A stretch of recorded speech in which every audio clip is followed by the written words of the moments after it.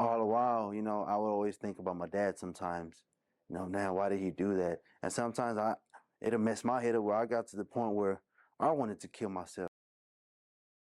Well, first of all, my father, he actually wasn't there at the time when I was growing up because my father actually hung himself. He took his life away. And the story is, when I was young, me, my mom, my dad, my brother, and my sisters, we were staying in an apartment at the time. And my mother woke me up and told me, to go get some milk for my sister because she was crying.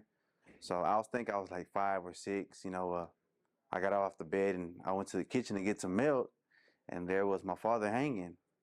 And like I knew something wasn't right because I knew that something wasn't right, even though I was small. I knew at the time. So like I go back to my mother and I wake her up and I tell her, hey, can you go in the kitchen and check on Dad, because I think he's doing something he's supposed to be doing, because I was little. Yeah. And so my mom wakes up and she goes to the kitchen and she drops on the floor, and my dad actually hung himself, and I was the one to witness that. So I can't really explain, about my dad if he was there, because like I said, he took his life when I was young. So my mom, after that happened, my mom went crazy. She started using drugs. That's all she did for was my father because she loved him so much, and she started using drugs. Did you ever excuse me, did you ever hear stories after that as to why? Well, What speculation was on why he hung himself? well, my aunts and my dad's sister, my aunt Marie, she used to tell me, he would always stress a lot. He was depressed about his brother, that my uncle, his brother, he died. And my dad took that real deep, real hard, and he couldn't cope with the pain. So I guess he felt that the only way to, take away the pain was to just kill himself and do that. But, I hope that before he did that, he seen the light. It's actually like last night I was in my bunk, and it's crazy because how we're talking about him today. Last night I was thinking about him, and I've never actually just thought, sat down and thought about my dad, why he do that, and I just hope that sometimes I tell myself, why did he do that? Why did he kill himself and left me and my mom like this? So as I got older, my mom was in and out of prison, so she didn't want CPS to take us, so she left us with my grandma, and my grandma raised us. And, she fed us, kept clean clothes on us, nice shoes. She did her best. But, like as my father being around, I can't say much about him. Okay, so tell me how growing up without a father, how'd that shape your life? Actually, growing up without my father, like I said, my grandma raised us. And when that happened to my father, him killing himself, my mom went crazy, in and out of prison. So my grandma took care of us because she didn't want CPS to take us. So I started growing up, as I'm getting older, going to school. My grandma taking us to school every day. Like one of the guys mentioned, we used to see people with nice shoes and clothes and stuff like that. And we were clean at the time. My grandma's kept us clean, but we didn't just have like the Jordans and stuff like that. We had like cheap shoes, Pro Wings and stuff like that. So as I got older, I live in the neighborhood where I'm from, Second Ward. We would go to this park called Ripley House. And when me and my brothers would go to this park, we'll walk to the park, we're like 13, 14.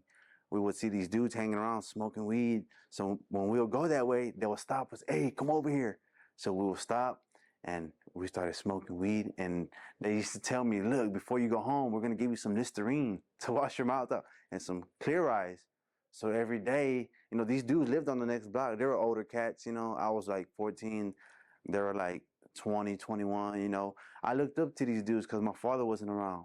So we would go over there every day and get high, and they would give me Listerine, and I would come back, me and my cousins and my brother would come back to the house, and we'll go straight to the kitchen and eat up everything.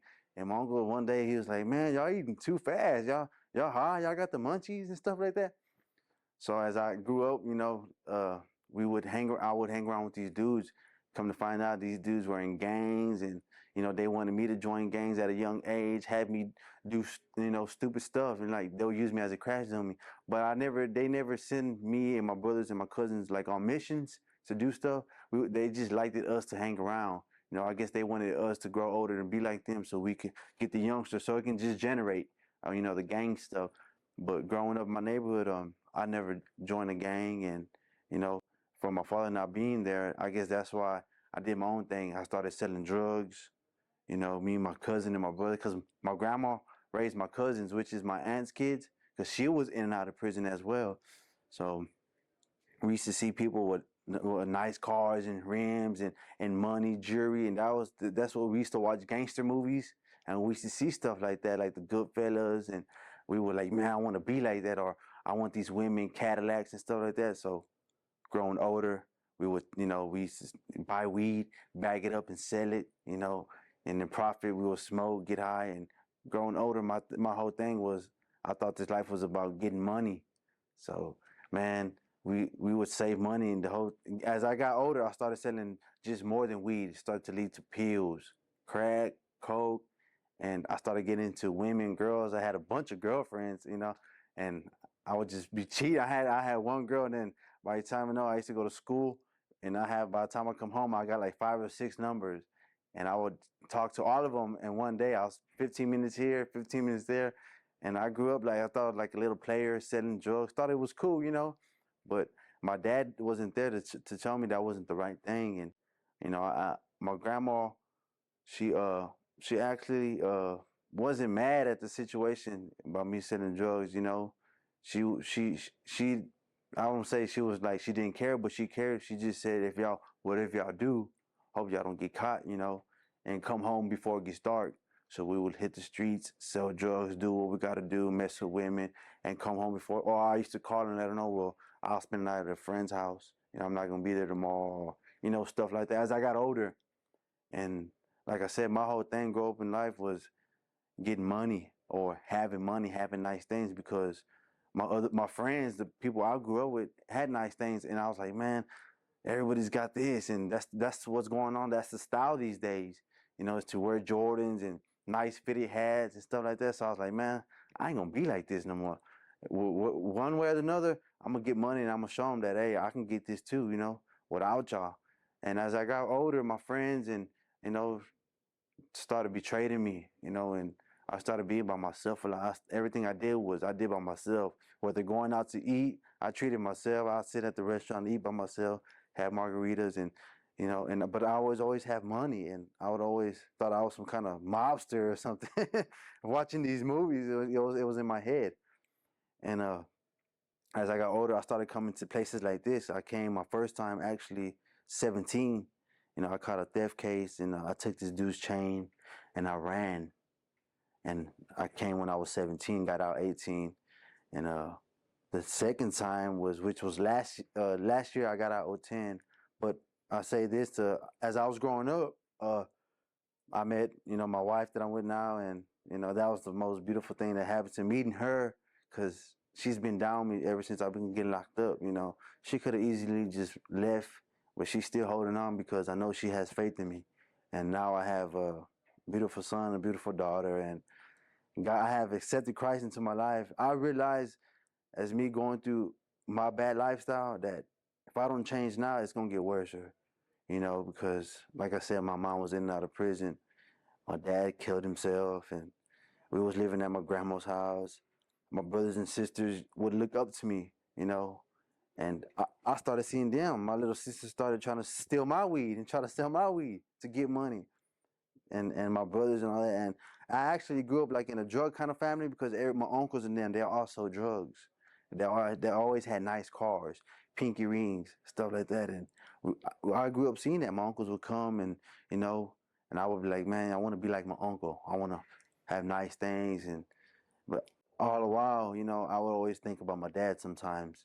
Man, why did he do that? And sometimes it'll mess my head up, where I got to the point where I wanted to kill myself. But I said, nah, you know what? God didn't create me to do stuff like this. There's got to be something better. If that was the case, then why are we living? Let's get, God killed himself, hung on the cross for me. I feel like I have to repay him back. And, my wife she kind of don't believe me that I'm changing, but I told her, man, you need to quit letting the devil put stuff in your head. God, can turn evil to good. And I plan on taking my tattoos off my face. I have joined a faith-based program, and I'm walking with God. I try to be obedient in every way because I don't want to have my blessings cut off. I pray for my wife to maybe, because my wife believes in Jesus Christ, but she's not actually like deep in the Word like I am. So when I write her letters, I write scriptures to her. And when she comes to visit me up here, she's like, man, you know what? I really, I like what you sent me. And my son, like I said, this is like my second time I put my wife through this. Like when I was here last year, I stayed out like a couple months and I came back. But when I was here last year, I would always write her and tell her, that I'm coming home changed. And I would get out and stay out for I would do good for a couple of months, go to Bible study, church, and do good, don't drink, smoke weed, or pop pills. I would do that. I would do good for like a couple of months. But then I would just slowly, surely go to my old ways. I would smoke a cigarette. My wife used to tell me, man, I thought you're not going to do nothing. You wrote all these letters talking about you're going to be changed. And I was like, man, it's going to be all right. I was going to church and then still getting high at the same time, thinking it was all right. I would tell myself, what, at least if I go to church, God will see me as I'm trying. But I used to go to church with weed in my pocket sometimes. I'm not even going to lie. I used to go to church, God forgive me, go to church and come home and get high. My wife was like, you can't be doing that. Now that I think about it, that wasn't the right thing, but I wasn't fully mature as living in the spiritual life. Now I'm getting older. I realize, I have to change my life. I have to, and the tattoos on my face symbolizes the way of living, my old way of living, the thug life, getting tattoos and stuff like that. But now I have accepted Christ into my life, and I'm taking that off because I don't want my son growing up thinking he can do that. Like I tell them at visit when they come see me, I don't want you to be like me. I actually want you to be better than me. And these tattoos are coming off. And he's like, you better take them tattoos off. And, Let me ask you a question.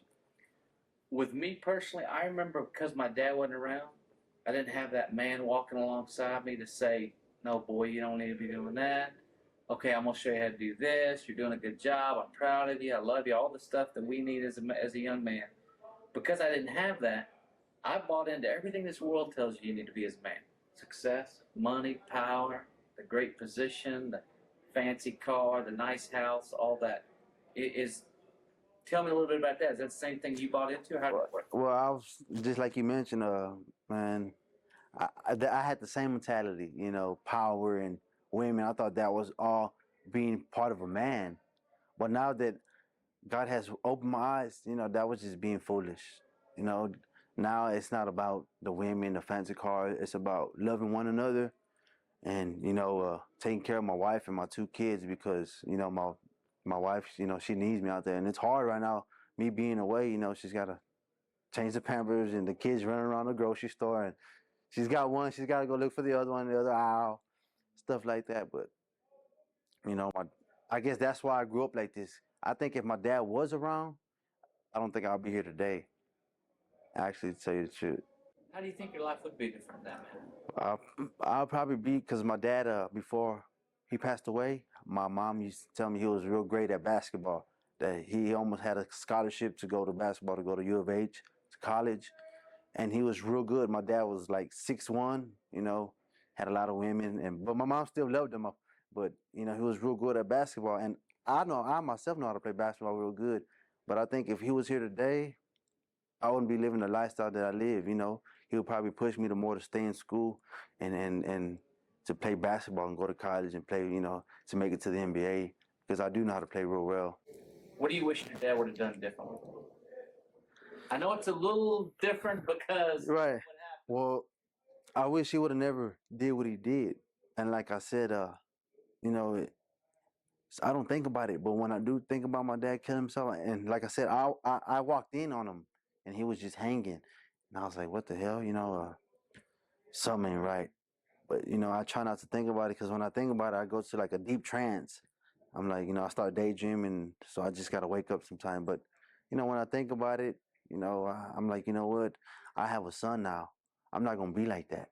You know, I'm not. I can be. I still have a chance. I got 6 months left, so I still have a chance to tell my son and teach him how to be a man, but the right way. How to, be a man of God. Actually, not just no regular man. Be a man of God, because it's different from just being a man and a man of God. I want him to live in the spirit. That's good. There's one thing you could say to your dad right now. If he was alive, what would you say? I would tell him. First, I would tell him I love him, and I know I would be happy because he'll probably be playing basketball, or I would probably be playing basketball. But I would just tell him thank you for being a good father. Even though he wasn't around, but I would tell him that. He's Right. But how do you think the fact that you grew up without a father, how did that shape and mold you as a husband? Oh, man, because you didn't see that. Right, but I didn't see that. But God has been teaching me. You know what? You don't want to be like that. You want to be better. And now, I mean, my wife loves me. We love each other, and I'm actually a good father. When I was out there before I caught this case, I would work. Take my kids out to eat, and man, I'm a real good father. My kids love me, and I don't just throw them to the side and stuff like that. And when I look at my dad, I'm like, I'm not gonna be like that. That made me stronger, because I tell myself, well, I'm not gonna do my son like that. Even though he did that to me, I'm not gonna do that to my son. I'm gonna raise him the right way, and that just makes me stronger. And that just, when I look at my son, I think about, what my dad did to me. I'm not gonna do it to him, and I'm gonna give him my all. And I learned another thing, that it's not about me no more. Cause I took care of my kids and my daughter and my wife, but I was selfish in certain ways, and my wife was like, you're selfish in some ways. But now I realize, since I accepted God in my life, I plan on having my own business, taking my tattoos off, because I know with God all things possible. And this time I know I got it. This is it, because I'm tired of hurting my kids. I'm tired of seeing them come to visit and getting searched. I look at them, they got to get searched. My boy's 6 years old, my daughter's 1, they got to get searched. Stuff like that just motivates me to stop coming and stop putting them in a situation, a predicament like this. So, what's the best thing about being a father? Best thing about being a father is best thing about being a father is I have brought children in this world. I have given them life. I've given them life, and now I just got to make it better for them. And they're beautiful children. I mean, all children are beautiful, actually. But I give God all the honor and glory for changing me for who I am today. People look at me, think I'm a bad person because my tattoos, and but if they get to know me, I got a good heart. Actually, I got God in me, so you can't be like, I can't be like I used to be no more. Like I'm some kind of thug. I can't be like that. But people look at me like that. But like I said, I'm taking my tattoos off, planning to go into work. I want to start my own power washing business, and then when I die, I can leave it to my son so they can have something to look forward in life. So Watch the Father Effect movie for free on YouTube.